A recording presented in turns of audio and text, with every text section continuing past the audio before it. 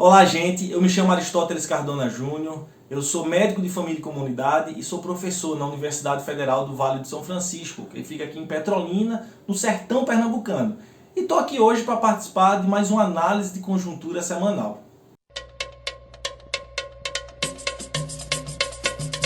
No primeiro bloco, nós vamos tratar dessa tal possível segunda onda de Covid-19 que a gente tem escutado tanto falar nesses últimos dias. Na realidade, não tem sido novidade as notícias que têm chegado a nós do que tem acontecido em todo o planeta com relação a uma retomada com força da pandemia. A gente sabe bem o que a gente viveu no primeiro semestre, especialmente, mas também nos meses de junho, julho e agosto. E agora, perto do final do ano, parece ter uma nova retomada de casos. Na realidade, não parece, Em alguns lugares do mundo, essa retomada de casos já chegou com muita força, especialmente na Europa, a gente tem acompanhado isso. Mesmo países que no primeiro momento não tinham sofrido tanto, como é o caso de Portugal, hoje estão com muitos casos e não somente houve um aumento no número de casos, mas a gente também tem visto um aumento importante no número de internamentos e de mortes relacionadas ao novo coronavírus. E aqui no país, a gente tem acompanhado uma tendência também de crescimento forte desses casos. Em alguns momentos a gente vê algumas discussões sobre se a gente realmente está entrando numa segunda onda ou se é apenas um reflexo ainda da primeira onda. Na realidade, eu acho que o nome que se quer dar a isso é o que menos importa. O fato é que a gente tem acompanhado sim um aumento do número de casos, começam a ter índices importantes com relação a um aumento no número de mortes e de internamentos também relacionados à Covid-19. Se esse aumento que a gente já tem acompanhado significa que vai crescer mais do que isso, ainda talvez seja cedo para falar, mas é inegável que esse aumento está acontecendo e é preciso ter muita atenção com relação a isso. Infelizmente, a gente tem visto uma postura irresponsável por demais por parte do governo federal, muito irresponsável, como eles têm sido com relação à pandemia desde o início. A gente viu o Bolsonaro falar em vários momentos de que era só uma gripezinha. Depois da facada não vai ser uma gripezinha que vai me derrubar não, tá ok? Caso particular, pelo meu histórico de atleta, caso fosse contaminado pelo vírus, não precisaria me preocupar. Nada sentiria ou seria, quando muito, acometido de uma gripezinha ou resfriadinho. A gente tem visto e acompanhado um crescimento e um aparecimento também da doença em locais que também não tinham tido um impacto tão grande no primeiro momento. Então isso tudo nos aponta para a necessidade de retomar ou reforçar os cuidados com relação à Covid-19 e exigir responsabilidade por parte dos governos, especialmente por parte do governo federal, que é quem tem o Ministério da Saúde e é quem deveria ter a responsabilidade de estar conduzindo uma política séria, tanto para prevenir e evitar o máximo que for possível com relação à disseminação da doença, mas principalmente oferecer condições para cuidar de todas aquelas pessoas que venham a adoecer. As vacinas talvez seja um assunto que mais tem trazido notícias boas para a gente nesses últimos dias, nessas últimas semanas, porque felizmente tem havido um esforço muito grande em todo o planeta para que a gente chegue logo e tenha boas opções de vacinas para podermos salvar o máximo de vidas possível em todo o planeta. São dezenas de vacinas nos mais diversos estágios que estão sendo pesquisadas em todo o mundo e especialmente aqui no Brasil a gente tem vacinas também que estão sendo testadas.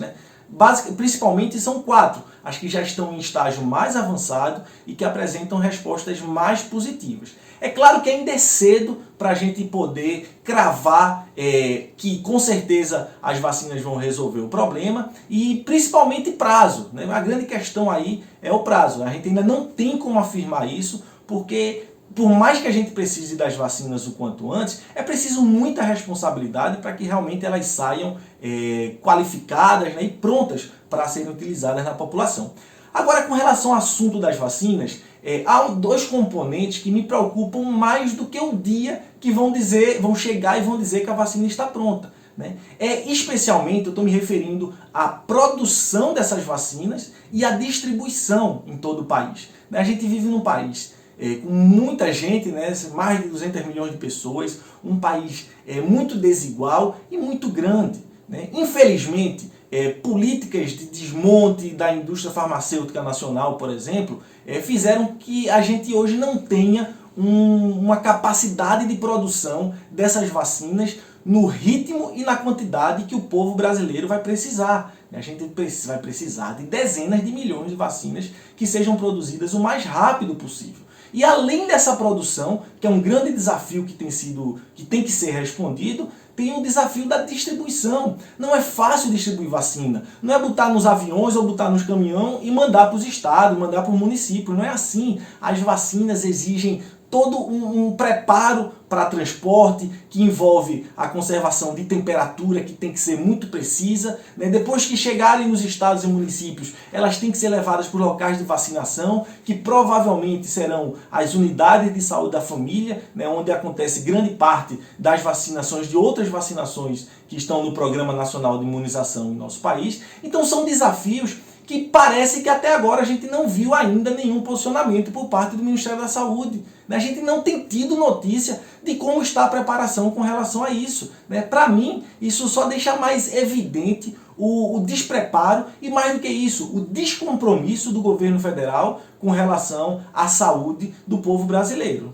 Eu queria tratar um pouquinho com vocês sobre uma denúncia muito grave que saiu na mídia essa semana, que envolve o desperdício de milhões de testes para a Covid-19 por parte do Ministério da Saúde. A notícia dá conta de que quase 7 milhões de testes estão perdendo a validade até o final do ano. O governo não tem sequer tempo hábil para liberar para que esse exame possa ser utilizado, né? Então a gente está jogando na lata do lixo, né, uma quantidade absurda de testes que poderiam ajudar os estados e municípios a combater melhor a Covid-19.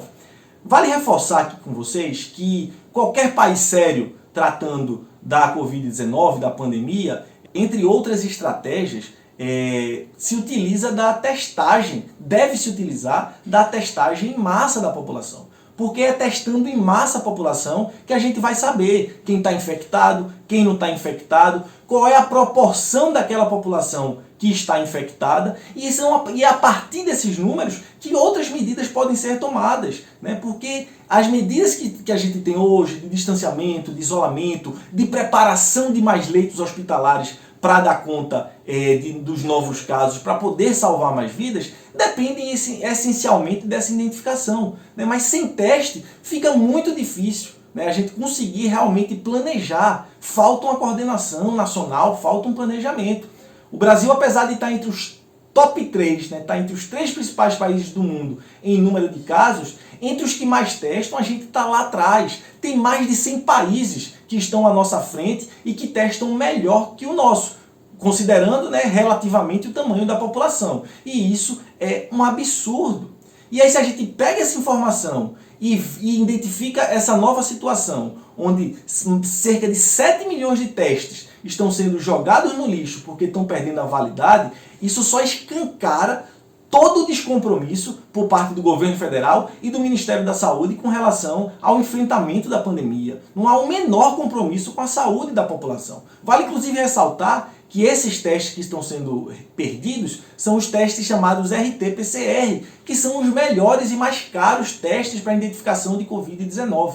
Né? Então, faltam palavras até para a gente falar do quão absurdo, né, a gente perder tantos milhões de testes porque simplesmente estão perdendo a validade. Né? Isso só reforça o que temos falado, né, de que não há o menor compromisso, né, ainda mais em um ministério, onde a gente tem um paraquedista, o tal do Pazuello, que admitiu que sequer conhecia o SUS, né, então assume o Ministério da Saúde em um momento central, fundamental da nossa história, sem sequer saber o que era SUS, e a justificativa qual era? De que ele sabia trabalhar com logística. E que logística é essa que está fazendo agora com que a gente perca tantos milhões de testes que poderiam ser distribuídos para estados e municípios e ajudar no combate à pandemia? Eu queria, infelizmente, tratar de algumas tragédias, né? Essa foi uma semana marcada por notícias ruins, por tragédias e mortes que certamente marcam, né? Uma delas é a morte do ex-jogador Maradona, do argentino Maradona, um grande ídolo do futebol, não só aqui na América Latina, aqui na América do Sul, mas em todo o planeta. E aqui no Brasil não poderia ser diferente, né? Então é uma notícia ruim que merece esse registro. Tivemos também uma tragédia gigante, né? Que foi um acidente entre um caminhão e um ônibus com trabalhadores da indústria têxtil, numa estrada estadual de São Paulo, que ocasionou essas mais de 40 mortes. Então uma tragédia, né, absurda que merece esse destaque.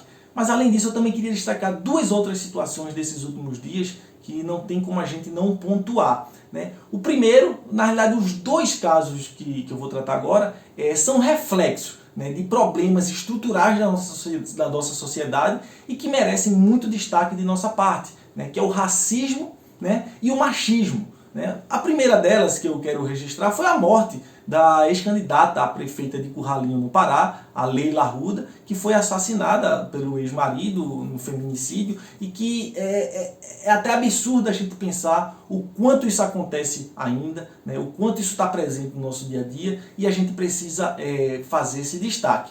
O segundo ponto, a segunda morte que eu queria destacar agora foi a morte do Beto, né, o rapaz negro que foi assassinado por seguranças do supermercado Carrefour, lá em Porto Alegre. Vale lembrar que não é o primeiro episódio desse tipo que acontece numa unidade dessa rede de supermercados. As cenas são chocantes com relação à forma como o Beto foi tratado. Ele morre após alguns minutos sendo asfixiado, né? E isso só escancara, né? Só escancara e deixa mais explícito ainda o quanto a nossa sociedade ainda é racista. Esse é um assunto ainda que precisa de muito debate, que a gente ainda precisa aprender bastante, né? Insistir sobre isso. E é preciso cobrar respostas, né? O Carrefour não pode sair impune com relação a isso. A gente viu a indignação foi tão grande que ocorreram manifestações em vários locais do país, ainda estão acontecendo e o Carrefour está sendo cobrado, né? Porque, mais uma vez, situações como essa não podem ficar impunes, não podem ficar para trás, porque escancaram, né, todo o racismo, nesse caso, que está presente na nossa sociedade e o quanto a gente ainda precisa avançar em tudo isso.